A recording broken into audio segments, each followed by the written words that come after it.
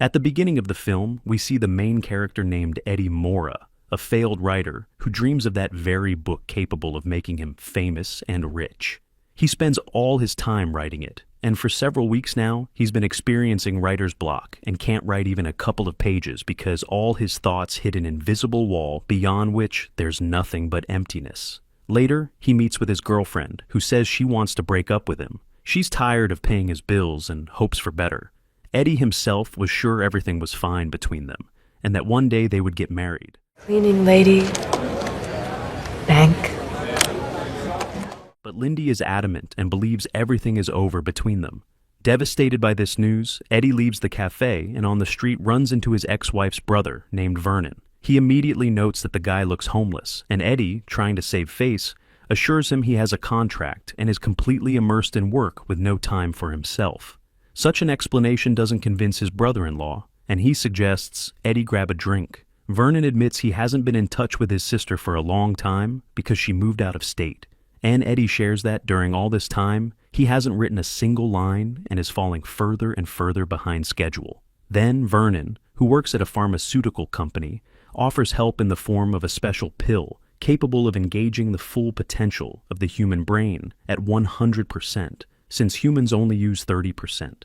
But Eddie refuses, especially since he has nothing to pay for the drug, which costs $800. But his former brother-in-law simply gives him the pill, leaves a business card, and leaves. He looks at the pill and realizes he has nothing left to lose, and he decides to take the drug.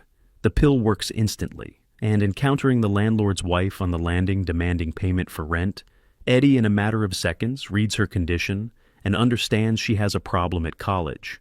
He sees uncertainty and confusion in her eyes. While she yells at him, he notices a book in her bag and realizes the girl is studying law. That's none of your business. Something wrong in law school? How do you know I'm in law school? The stream of knowledge that had been stored in his subconscious for years begins to form into clear thoughts, and having calmed her down, he even helps compile the necessary notes. In 45 minutes, it was a polished gem. She was pleased. Returning to his apartment, Eddie realizes he's living in a real pigsty, and if he wants to bring order to his mind, he'll have to start with the surrounding chaos. Energy literally overwhelms him, and having finished cleaning, he decides not to stop and immediately sits down to write his book. Words themselves line up into coherent, precise sentences, and having worked until late at night, Eddie falls asleep. But in the morning, he realizes the abilities have disappeared, and everything that yesterday seemed limitless has been reset. However, something remained. He shows the written text to his editor, and by the time he gets home, she's left several messages on the answering machine. She's amazed by his work. Eddie wants to call back, but realizes the text wasn't written by him, but by a different Eddie. Eddie, give me a call when you get in. It's a little grandiose, but I'm still reading. Realizing he needs the pill again, he heads to Vernon, who greets him with a beaten face. His brother-in-law doesn't say who did it, but admits that NZT hasn't been approved by the ministry yet, and its production is completely illegal. When Eddie confesses he needs another pill, Vernon agrees to discuss it, but asks him to pick up his suit from the dry cleaners and grab something for breakfast. But when he returns, Eddie discovers Vernon is dead and immediately calls the police. Almost instantly, he guesses the killer was looking for the pills and possibly didn't find them. Realizing the apartment is already turned upside down, Eddie doesn't stand on ceremony, and in search of the coveted package adds even more chaos, not thinking about the consequences. Finally, in the oven, he finds what he was looking for, as well as a stack of money. Having hidden the package, he opens the door to the arriving police. At the station, he claims he didn't know what Vernon was involved in and met him completely by chance. The police release him, asking him to leave a phone number, and returning home, he immediately takes a pill. His consciousness clears again. The world becomes sharp and orderly, and Vernon's money, multiplied by a powerful surge of motivation, allows Eddie to finish the book in just 4 days. 1 pill a day, and his possibilities seem limitless. He rapidly changes, turning into a confident person who navigates absolutely everything. Poker, piano, medicine, the stock market. There are no longer any closed topics for him, and in any company he finds himself at the center of attention. Fear and shyness disappear, and he can no longer stop because the feeling of omnipotence literally overwhelms him. And soon, an idea begins to form in his head that should take him to a completely new level. He starts studying the stock market, and with the help of Vernon's last $800, in just a couple of days he earns $7,000. However, such growth seems too slow to Eddie, and banks refuse to give loans to a person without a stable past. So he turns to a Russian criminal authority named Gennady, who agrees to give him $100,000 at high interest. With the support of Kevin, his new acquaintance, he gets a job from where he begins seriously trading on the stock exchange. Under the influence of the pill, Eddie turns into a flawless machine for analyzing markets, and by the end of the week, there's more than $2 million in his brokerage account. Rumors about the successful trader spread quickly, and soon Kevin reports that a very serious financier named Carl Van Loon has scheduled a meeting with Eddie. Such a change can't help but affect his personal life as well. Lindy agrees to have dinner with him, and the new Eddie impresses her with his impeccable Italian and amazing ability to guess her emotions. Very soon they're together again. However, against the backdrop of this success, two things begin to trouble Eddie. He increasingly notices that an unknown man is following him, and he himself encounters bouts of disorientation, as if the reality around him is beginning to lose stability. Finally, the day of the meeting with Carl Van Loon arrives. He says little and prefers to listen to the story of how in just 10 days Eddie managed to multiply his fortune many times over.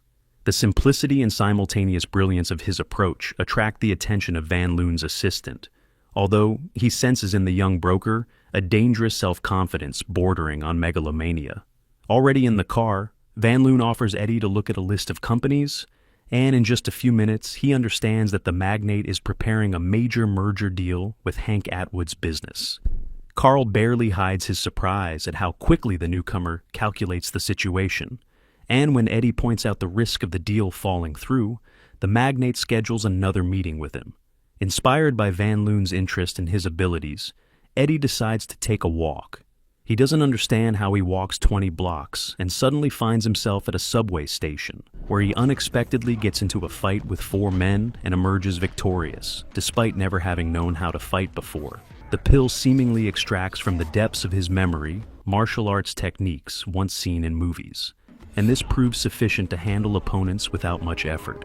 Another jump takes him to one of the suburban bars, and then he finds himself already at some party, where he again notices that same man and goes off with an unfamiliar girl to a hotel. And when the pill's effect wore off, he couldn't remember the last 18 hours of his life. The night fight makes itself known, and with an injured leg, Eddie barely makes it home. Waking up the next day, he begins to understand that the drug is negatively affecting his condition, and having refused the pill, he decides to work on Van Loon's documents. However, for ordinary Eddie, these papers look like a set of hieroglyphics. Due to refusing the drug, he feels bad and asks Kevin to reschedule the meeting with Van Loon, but he insists, being confident that such a person won't give a second chance. At the appointed time, Eddie still comes to the meeting, but without the pill, he feels vulnerable and constrained. From Carl, he learns that 2 years ago, no one had heard of Hank Atwood, and now he heads one of the largest energy companies. However, Eddie's thoughts are occupied with something completely different. The news reports the body of Maria Winter has been found, and Eddie realizes with horror that this is the very girl with whom he secluded himself in a hotel room the day before. Witnesses saw an unknown man near her, and this information makes Eddie nauseous. And in panic, having fled from the meeting, he returns home. Melissa's call puts everything in its place. She warns him about the danger of the pills, and Eddie asks her for a meeting. Sitting in the park, Eddie decides to call Vernon's clients, but very quickly realizes that most of them have either died or ended up in the hospital. When he dials the next number, the call rings very close by, and he recognizes the man who's been following him all this time. Realizing who's calling him, the man rushes after Eddie, but he manages to escape. Having gotten rid of his pursuer, Eddie meets with Melissa and barely recognizes in her the woman who once attracted the envious glances of surrounding men. She immediately understands that Eddie has been taking the pills for a long time and confesses that she herself was once her brother's client. At first, the drug made her life perfect, giving a feeling of omnipotence. But learning that people die from it because no brain is capable of withstanding such a load for long, she decided to quit. Now she suffers from headaches and nausea that deprive her of the ability to concentrate. Melissa advises Eddie to gradually reduce the dose and then refuse the drug. Immersed in his own problems, he forgets about Gennady's interest, and he decides to remind him about it. Seeing a pill in Eddie's hands, the authority figure, without hesitation, takes it and goes with him to the bank. Eddie can't remember if there are any pills left at his place, but knows he made a stash in Lindy's apartment. Going to her workplace, he confesses everything, and now she understands where this energy came from. And Eddie asks her to bring the pill that should get him back on his feet. He receives a call from Lindy, who in panic reports that an unknown man is following her. When he gets out of the car, she also leaves the vehicle and tries to hide. Lindy turns to passersby for help, but this doesn't stop the pursuer, and without the slightest hesitation, he kills 2 men. But this is enough for Lindy to manage to hide. Finding herself in relative safety, she tells Eddie that the man is still looking for her. Realizing this is the only chance, Lindy decides to take the pill, and in the next moment, her consciousness clears. Her brain seemingly begins to read the surrounding space on its own, analyzing details and choosing the most optimal path. Almost without thinking, she rushes toward the ice rink, knowing in advance what her next action will be. She wounds the pursuer and escapes the chase. Finally, Lindy reaches Eddie, and he receives the life-saving pill. They rent a hotel room, and in the morning, Lindy admits that only now does she truly understand how much the pill changes a person, and Eddie assures her that he'll stop taking the drug as soon as he can provide them with a carefree life. However, a new problem appears. The effect of the pills made a strong impression on Gennady, and Eddie gives him several pills, trying to buy time. Realizing the danger, he hires bodyguards and asks them to keep their distance, not attracting unnecessary attention. Don't wear the same color suit. This isn't the Matrix. Eddie finally meets with Von Loon, who admits that after studying the prepared report, he fired several employees who couldn't do what one person did. So, 2 months after starting to take the pills, Eddie becomes a key intermediary in the largest corporate merger in history. Understanding that sooner or later the pills will run out, Eddie offers a chemist $2 million to create a new batch of the drug, and he agrees. To always have pills at hand, he asks his tailor to make hidden pockets in all his suits. However, the situation soon becomes complicated when Eddie learns that a witness in the Maria Winter case has identified him as the man seen near her on the evening of the murder. He hires the best lawyer in New York and finds out that all traces at the crime scene were carefully destroyed. Despite the looming threat of arrest, Eddie continues to participate in negotiations with Hank Atwood, and after their completion, demands payment for his contribution. For Van Loon, Eddie has long ceased to be just a valuable employee. He has become a strategic advantage that cannot be released, since he's capable of seeing the market years ahead, finding vulnerabilities in the largest corporations, and if desired, easily moving to competitors. That's why the request for $40 million in freedom sounds to Van Loon not like a business proposal, but like a loss of control over an overly dangerous asset. You don't know how to assess your competition because you haven't competed. Don't make me your competition. And to keep Eddie close, Carl opens unlimited credit for him, ready to cover any expenses. Realizing that he's getting deeper into a dangerous game, Eddie decides to buy an apartment in one of the city's elite buildings, calculating that a dwelling with a multi-level security system will become a real bunker for him. Meanwhile, Gennady reappears on the horizon, demanding new pills and blackmailing Eddie with threats to tell the press about the Maria Winter case. On the appointed day, instead of Hank Atwood, his wife comes to the meeting and reports that he suddenly became ill and ended up in the hospital. Escorting her to the car, Eddie recognizes in the driver the very man who had previously pursued him, and at this moment, it dawns on him that Atwood was also taking the pills.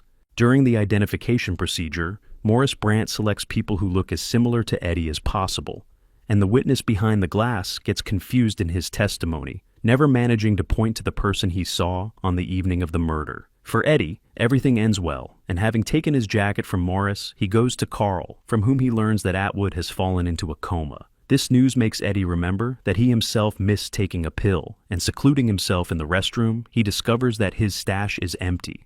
Returning to Van Loon's office, Eddie receives a package from the secretary addressed personally to him, and inside finds a message from Gennady, the severed hands of his bodyguards. Ignoring Van Loon, he leaves him, and already in his apartment, seeing Morris Brandt in the news next to Atwood's wife, he understands who exactly robbed him. A knock on the door pulls him from his thoughts, and he hears Gennadi's voice demanding he open immediately. Realizing that he has no pills and won't be able to buy off the authority figure, Eddie decides to settle accounts with life. But standing on the edge and preparing to take the fatal step, he suddenly remembers the last pill that should be hidden in one of the boxes. Eddie frantically starts searching while the bandits are breaking down the door. But having found the coveted pill, he stumbles and doesn't have time to take it. Finding himself in Gennadi's hands, Eddie sees that he has changed the method of taking the drug, explaining that this way, the drug enters the bloodstream faster and acts longer. Learning that Eddie has nothing more, Gennadi orders the apartment searched and doesn't notice how he hides a knife behind his back.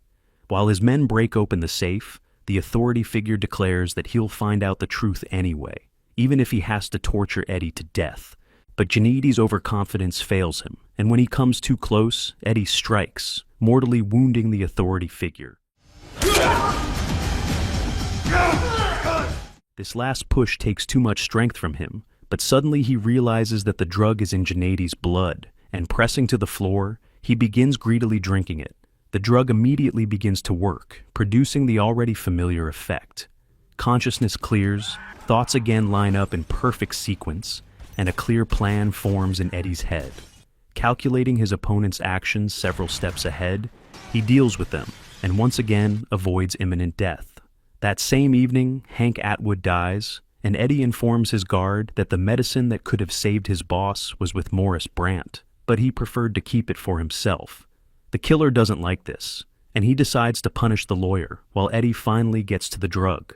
A year passes. Edward Morra is running for senator, and he's informed that one of the largest sponsors wants to meet with him. Van Loon quickly understands how high Eddie is aiming, and makes it clear that he knows about the drug. He found out which lab was producing the drug for Eddie, bought the company, and closed it, thereby becoming the only person capable of resuming production. In return, Van Loon wants only one thing, that when Eddie reaches the presidency, he'll promote the interests of a certain circle of people. However, the future senator is not satisfied with such an arrangement. Eddie calmly explains that he foresaw this scenario and long ago set up several labs working simultaneously. Moreover, throughout the entire year, he collected information about Van Loon himself and prepared countermeasures in case he decided to attack. No matter how hard Carl tries to outsmart him, Eddie still sees the situation several steps ahead. And to prove this, in a matter of seconds, making a calculation, he predicts an accident. By Van Loon's changed heartbeat, he understands that the magnate's heart is working at only half capacity, and he'll soon need surgery.